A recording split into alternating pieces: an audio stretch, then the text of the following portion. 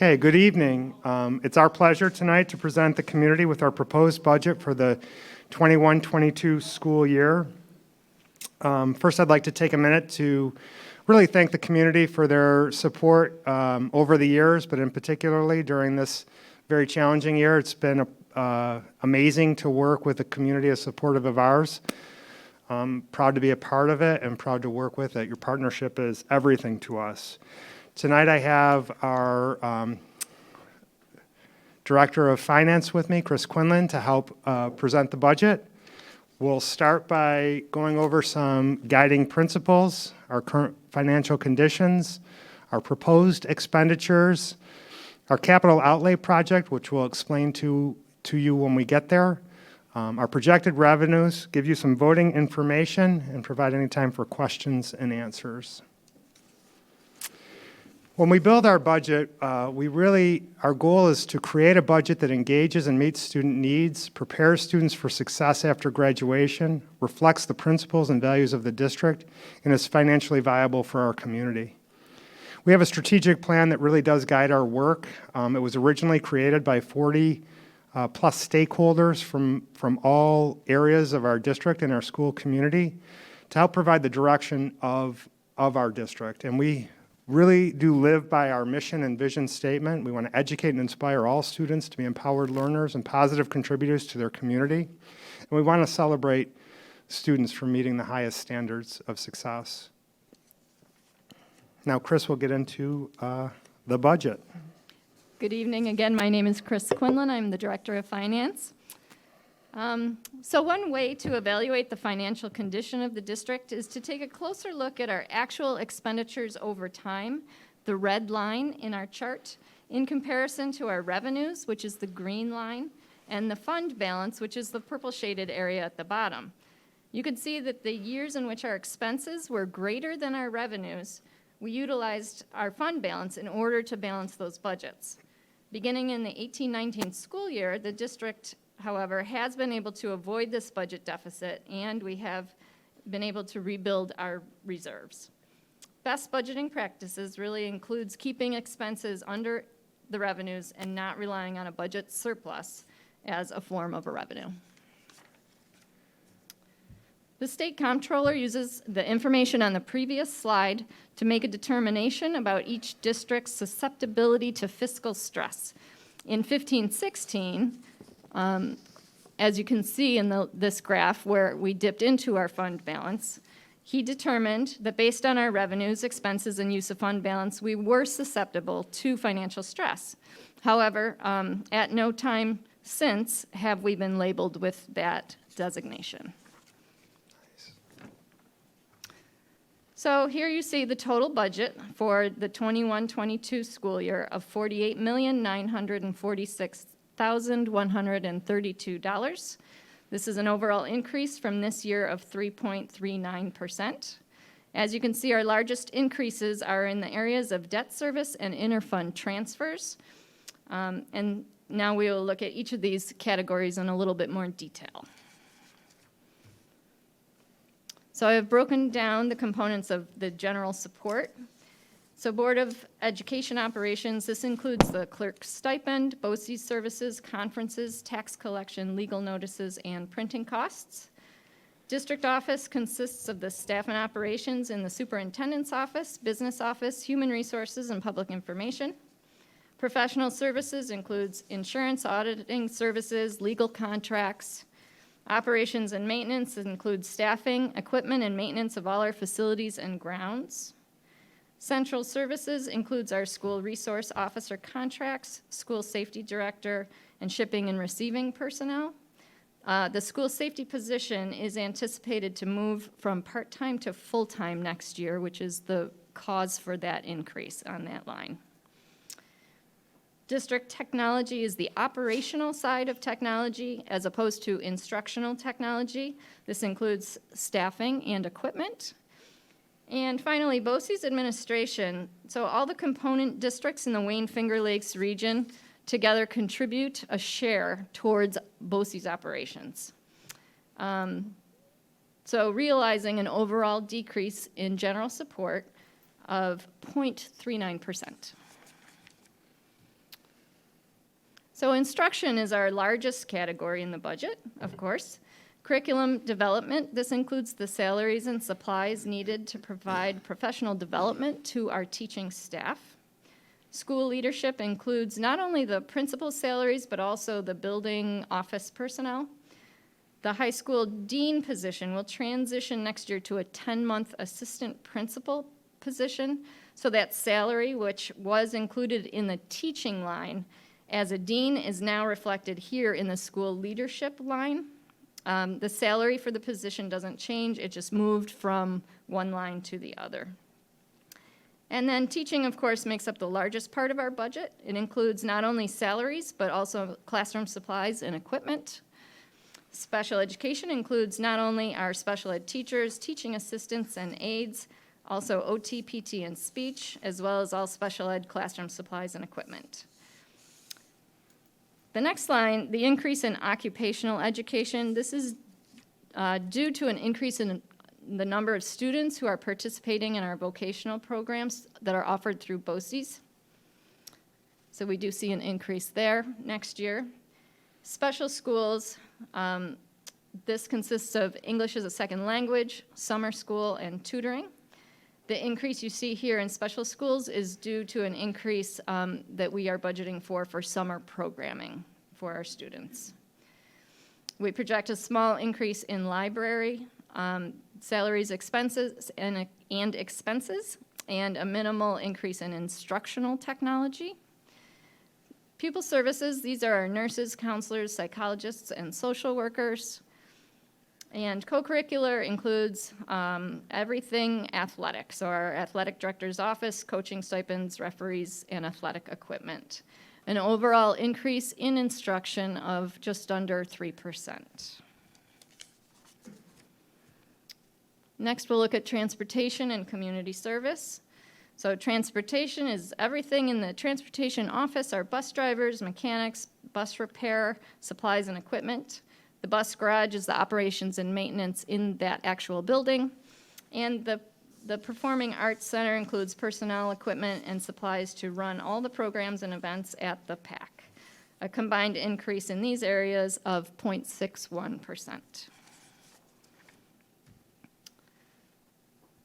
Finally, our other district-wide expenses are listed here. So TRS and ERS, these budget lines consist of the district's projected contributions for the 21-22 school year to these funds. Payroll taxes are projected to decrease a bit next year. Health and dental will increase less than 2%. Other benefits, this includes contractual retirement benefits. Based on our anticipated retirements next year, we do need to increase this budget line. An increase in debt service will be hitting our budget next year for the current capital project that is undergoing right now. While this line represents a significant increase of $600,000, it will be offset by building aid, and we will see this on the revenue side when we look at revenues, and that building aid will be about $500,000. So the local impact is really more in the neighborhood of $100,000. And finally, interfund transfers. This increase here is due to the inception of the capital outlay project, which I will review on the next slide.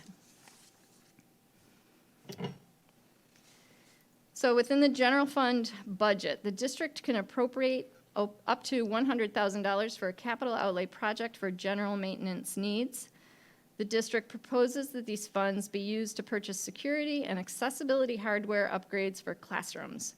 Door hardware with antiquated and aging locking systems will be replaced with lever doors and push lock mechanisms.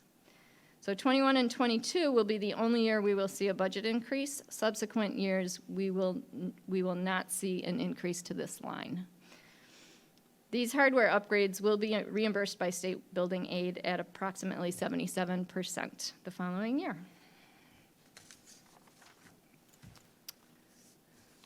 So here's a historical overview of the district year-over-year budgets since 2010. Wayne School District has shown minimal increases over the years. The decrease from 16 and 17, we do want to point out, interestingly, is due to the closing of Free Will Elementary School.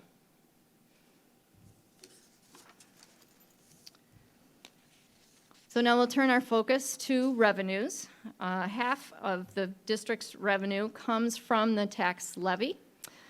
35% comes from state aid, and about 9 to 10% comes from our pilot payments, which I will talk about in a couple slides. We'll review the pilots. So let's look at all these revenues together again in terms of numbers. So the proposed levy is compliant with the tax cap, which we calculated for next year to be 4.12%, and our proposed real property tax levy, the actual amount that we will be levying, is below the tax cap at 3.9. So Wayne receives a large portion of our tax revenue in the form of pilots or payments in lieu of taxes. These payments are almost entirely made from the Ginna nuclear power plant, which we will discuss in more detail on the next slide. State aid, we will see an 11% increase in state aid next year, and I will go into those details also in a bit. Miscellaneous revenues consist mostly of the sales tax from Wayne and Monroe counties, as well as tuition payments that we receive from neighboring districts for students who participate in one of our special education programs. And then finally, fund balance is money from savings that we use to balance the budget. We are able to rely less on fund balance next year than we have in previous years.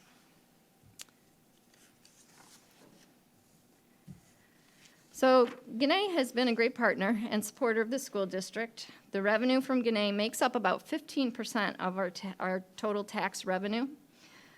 But the realities of the industry and the market led the town, county, and school district to renegotiate the pilot agreement in 2019. Though the agreement finds the district collecting a decreasing amount of taxes over a 10-year period, it was a mutually beneficial agreement, and that it also allowed the power plant to stay in business and continue to be our largest taxpayer.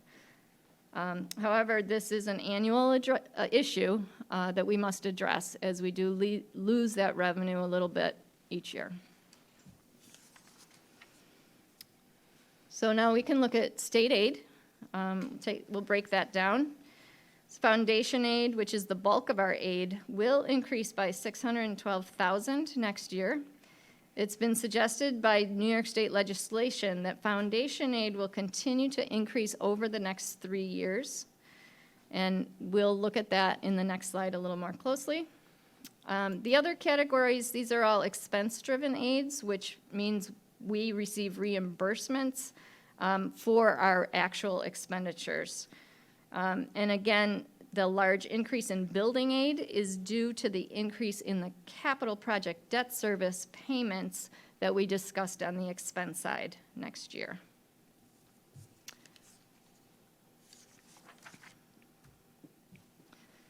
So foundation aid. All school districts across the state have lost foundation aid that has really been due to them since the inception of the aid in 2007. This year, state legislation indicated that foundation aid would be fully phased in by 2025. So what this means is that the blue line, which is the actual aid received by us, will be at par with the red line, which is the fully phased in amount that the district should have received based on the state's own formula. So the reality of this, however, is that it's really going to depend on the state's ability to keep this promise over the next few years. Because tied to that, the state budget has been supplemented with federal funds, and they cannot rely on these federal funds consistently over the next beyond the next few years. So the possibility that they can continue to fully fund the schools we still need to wait and see. If foundation aid is fully restored for our district, that will certainly help alleviate our loss in Ginna revenue, however. So that would be great.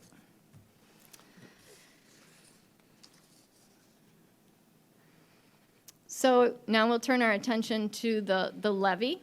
As we review property taxes, your tax bill is the assessed amount of your home times the tax rate per 1,000. So the tax rate here on this slide, the 1860, is a preliminary estimate. And each town will see a variation of the tax rate. There are many factors that contribute to this rate.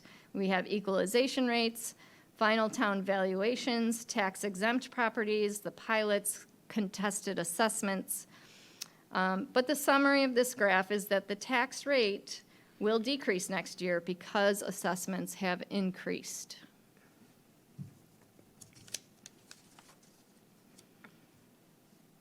So here we want to compare the Wayne School District estimated tax rate to the other Wayne-Finger Lakes component districts for the 21-22 school year.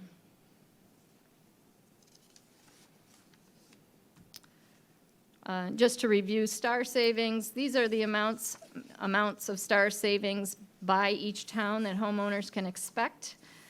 Most homeowners will receive the basic STAR, and our senior citizens with within a certain income will receive the enhanced STAR. So in summary, our budget takeaways, we are tax cap compliant. We are staying within our tax cap. We are seeing modest expenditure increases. We are maintaining staffing and programs. And we have balanced efficiency and effectiveness. And we feel we're using responsible use and reliance of fund balance and reserves.